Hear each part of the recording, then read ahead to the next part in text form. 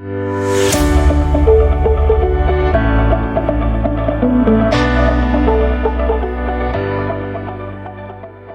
grow up as a young girl thinking the world is equal, it's all going to be fine, I'm empowered, I'm educated, and the world is at my fingertips. And 20 years later, you realize it was harder than I thought, and I'm still not quite where I'd like to be. I just want to prevent that for the next generation of kids and bring equal pay as a conversation to children. It started when, as a wealth management professional, I started asking myself a very simple question, and that was, how does a pay gap affect a woman over the course of her lifetime, and how does it affect her wealth creation? Dr. Mara Harvey, thank you for being with us. Thank you for having me. It's such a pleasure. You're Swiss and British. You grew up in Ticino. You studied political economy in Fribourg. Then you moved to Zurich, where you had a successful career as a senior leader in wealth management at UBS during more than 20 years. Your work in finance led you to publish a book, Women and Risk, Rewriting the Rules, while your passion for rhymes led you to create A Smart Way to Start, a book series for children on money, equality, and sustainability. What a trajectory! Hard to sum up in a few words, and yet, Dr. Mara Harvey, who are you in a few words? I would describe myself as an economist at heart. I love to understand the big picture of things, and I love to understand the root causes of things. And I think those two elements have really marked my journey. So a curious mix of facts, figures, and images is probably the way I would best describe how I look at the world. Are they the ingredients of your success? The ingredients of my success are, I would say, three things. Passion, definitely. So whenever I have done something in my life, it's always been with a strong dose of conviction and a lot of passion. I'm the kind of person who can't do things halfway. Either I do them or I don't. The second aspect is perseverance. So I think resilience and perseverance have been with me every step of the way along my journey. Again, it's probably got to do with the fact that I never felt I could do anything halfway. And so I grew up with a message from my dad, which was, if a job's worth doing, it's worth doing properly. And I think that made me a bit of a perfectionist and gave me that heavy dose of perseverance that has to go hand in hand with that. And I think the third success factor has got to be generosity. Generosity of time, generosity of sharing your resources, sharing your access. What would you do differently if you could? Slow down. I wish I could have, but when you're in a very fast-paced environment, sometimes it's just hard because you are pushed to continuously perform, to continuously do more, to continuously take on more responsibility. And the ability to slow down is hard in a system that makes you go fast. And yes, I wish that looking back, I would have maybe been better a bit earlier at setting more boundaries. Would this be an advice that you would give to women who want to develop professionally as well?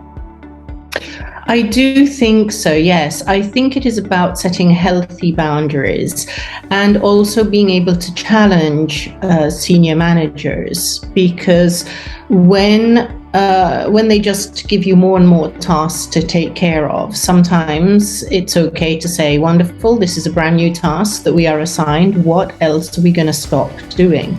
If you do not set the boundaries, other people will take for granted that there isn't a boundary. Whereas you might have crossed your boundary already years before, but if you're not telling anybody, how would they know? How should they know? And don't they assume that you just have more capacity for things? So that for me was a big lesson learned. And yes, I think I would love for other younger women embarking on their careers to not make the same mistake. What is the best advice you received during your career?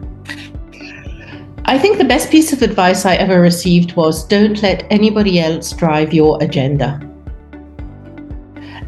It sounds easy, but it's not.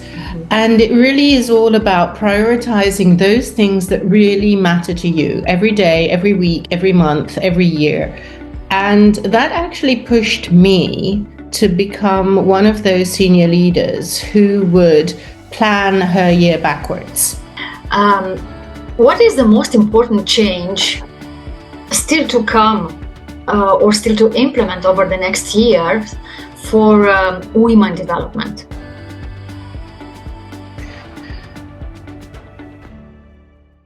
I think our entire culture, and now I'm talking specifically about Switzerland, but not only, really needs to evolve to embrace a better balance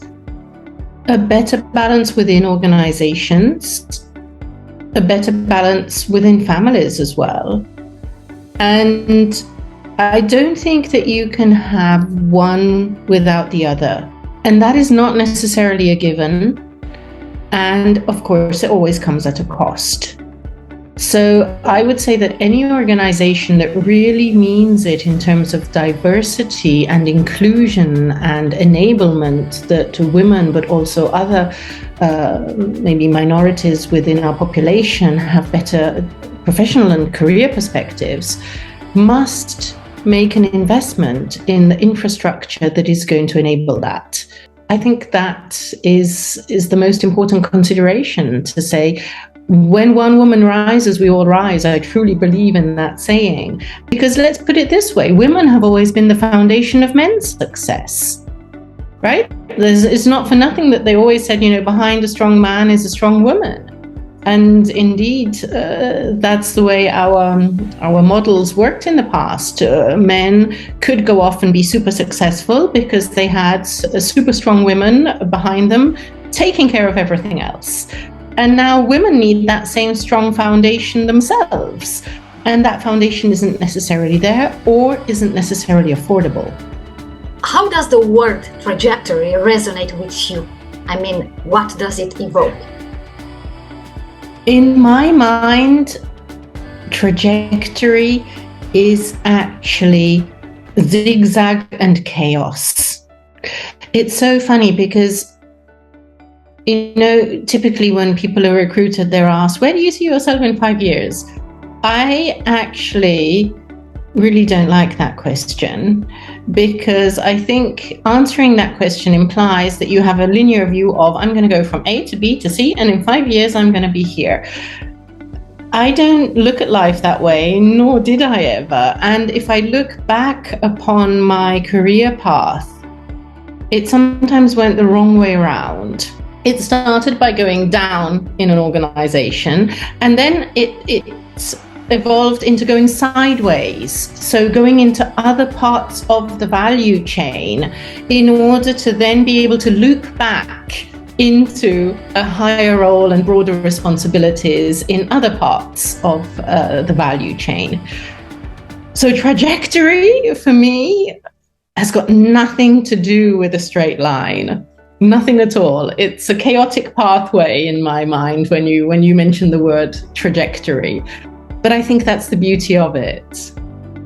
What is the message you would like to share with women? I think that over the course of my career, one persistent, I would say, if we can call it mistake, is that we often take too long to take people decisions if things don't work, right? If I look at it from an employee perspective and look back over the years, I think that sometimes we as employees wait too long before having the courage to take a step, which isn't necessarily good for our own careers and for our own development. If things are not working, as in if you cannot progress, if you are not given an opportunity, if you cannot take the responsibilities that you'd like to take, if you are not enabled to prove that, okay, I can do this, I have delivered, and therefore I would like to be able to do more and take more responsibility. If that next step is not coming, it really is time to move. Because sometimes we tend to sit and wait and we believe that I just need to do more and I need to demonstrate once again and I need to prove all over again and so on. And actually, you don't. This has got nothing to do with you and all to do with the system or the structure that you are in. And it can be that you're just at the wrong place at the wrong time. You need to look at the structure to understand whether the growth opportunities that you seek are going to be found.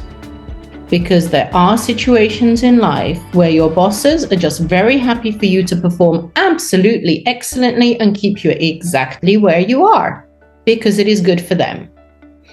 And that sounds a bit blunt, but we've got to be realistic. And if you are in a situation like that, I would say you are better off taking your next career step elsewhere than trying to push against what is technically, you can call it a glass ceiling, because you're just going to be pushing against a ceiling that is never going to let you through. Thank you, Mara. It was such a pleasure. We wish you every success in your new business experience, because now you are an entrepreneur. With pleasure.